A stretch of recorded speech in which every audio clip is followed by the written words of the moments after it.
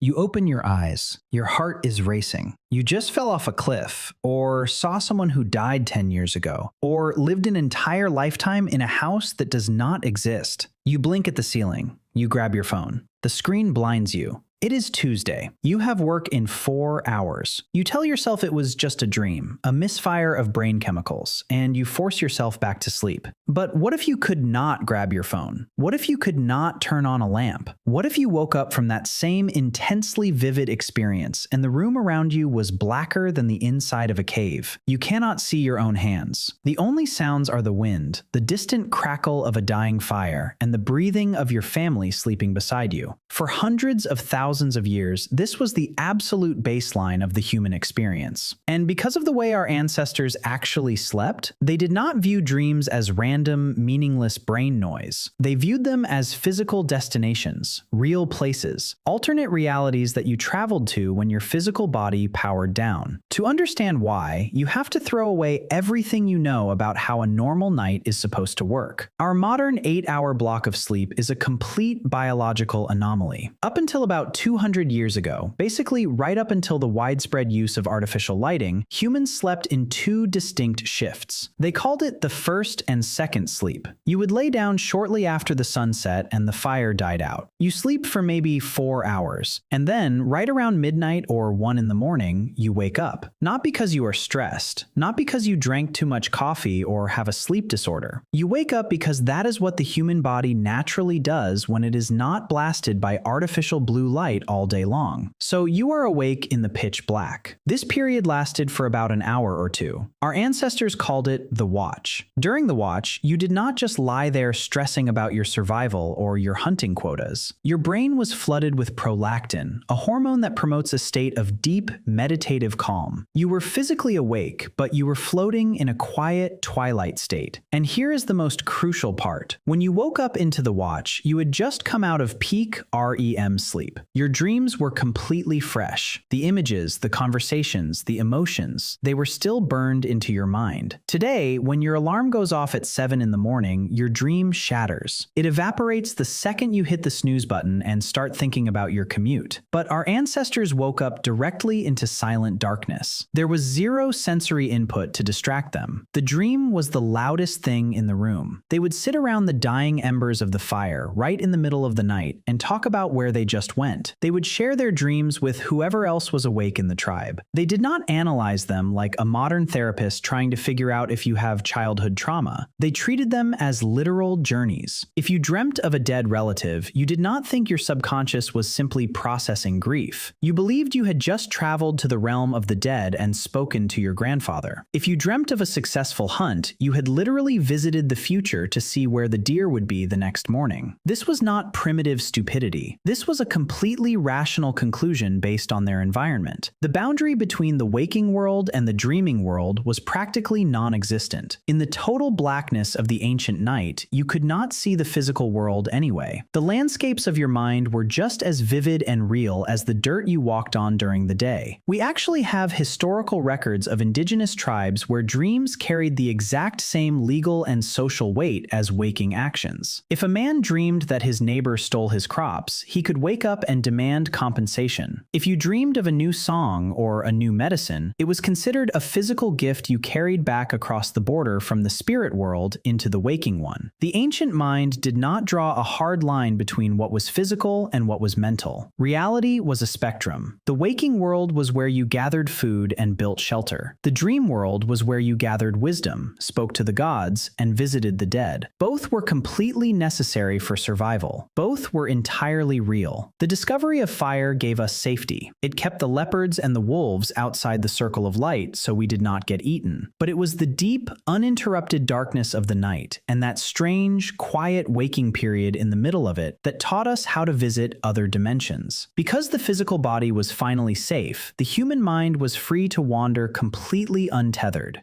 And then we invented the light bulb. We pushed the darkness back. We decided that productivity was more important than the natural rhythms of our biology. We compressed our sleep into a single, highly efficient 8-hour block so we could get up and go to factories and offices and stare at screens. We killed the watch. We erased that quiet, midnight hour of reflection. And in the process, we slammed the door on the other world. We turned dreams into ghosts, faint, confusing echoes that we desperately try to shake off while we pour our morning coffee. We convinced ourselves that if you cannot touch it, if you cannot shine a bright fluorescent light on it, it simply is not real. But sometimes, your biology remembers. Sometimes you wake up at 2 in the morning, your heart pounding from a dream so vivid it leaves an actual ache in your chest. You lay there in the quiet, feeling a strange, heavy peace, caught somewhere between two worlds. You might grab your phone. You might think you are suffering from insomnia. You might think your brain is malfunctioning. But your body is not broken. Your brain is doing exactly what it was built to do for 300,000 years. It is opening the door. It is waiting for you to step through. It is waiting for you to remember a time when the night was not just a pause button on your life, but a very real journey to somewhere else entirely.